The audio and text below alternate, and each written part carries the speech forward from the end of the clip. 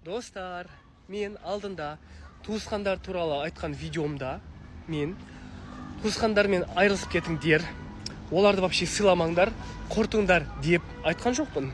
Ол видеоны дұрыстап тыңдаған адам түсінеді то, что я сказал. Кішкентай өсіп келе жатқан баланың көзінше сен туысқаның жамандама, бляди, жамандамаңдар. Вот и все. Сол кезде ол бала он нормально қарайтын болады. Егер ол туысқаның жақсы болса, сенің, ол бала өзі оған жақсы қарайды. А сендер отырып аласыңдар да, баланың көзінше жерден алып жерге салып, бүкіл боғын ағызып айтып отырасыңдар туысқандарың туралы. Не үшін өйтесіңдер? И потом ана бала соны араласпай, құрметтемей ренжіп жүрсе, потом ол балаға неменеге ренжисіңдер? Неменеге ренжисіңдер? Өздерің баланың көзінше жерден алып жерге саласыңдар туысқандарыңды.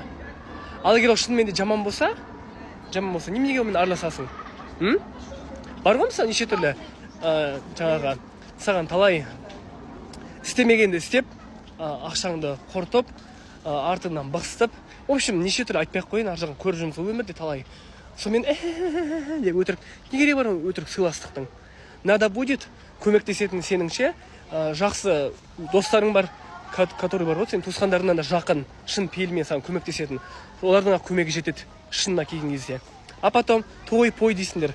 Вот біз негізі қазір бар ғой, кішкене азайды мы больное общество. Мы сейчас такое больное общество, где жаңағы ерлі-зайыптының бақытынан гөрі әкелген матасы, тойындағы салаты, дұрыс па? Өтірік емес қой. Етінің қаттылығы, десертке не қойғаны, жеміске не, сол важно. Даже өлікке барып жамандап кетесіңдер, бляди. Мен сізге айтып тұрған жоқпын, жалпы айтып жатырмын да. Дұрыс түсініңіз, сізге айтып тұрған жоқпын мен. Жалпы осы процессті айтып жатырмын.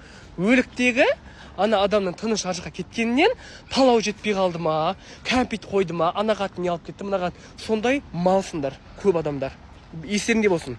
Вот сендерге ерлі-зайыптының бақытты болғанына қарағанда, сендерге өлген адамның ар жаққа тыныш кетуіне қарағанда, маталарың, тамақтарың сыйды, сыймады, сол маңызды.